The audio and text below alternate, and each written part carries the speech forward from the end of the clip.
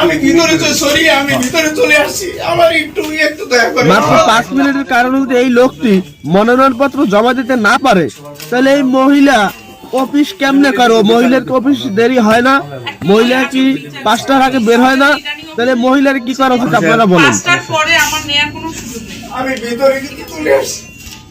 এটা হচ্ছে কি, আপনি আমার কক্ষেও ঢুকেছেন 5:05-এ, তার উপরে আমার কাছে ওনারা 4:55-তে এসে ঢুকেছে। আমি তাদের ক্লারিক্যাল কাজগুলো করার কারণে ওনাদেরকে আপনারা আমি ভিতরে চলে আসছি, আমার একটু দয়া করে। আমি দুঃখিত, আমি পারবো না।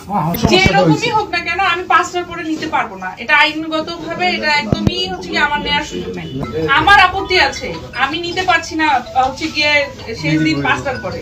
আমি ফোনে বলছি যে আমি আসতে একটু রাস্তায় সমস্যা হইতেছে। আমি খুবই দুঃখিত, আমি এখন এগুলো নিয়ে বের হবো। হ্যাঁ, আপনারা কাইন্ডলি প্লিজ আসেন।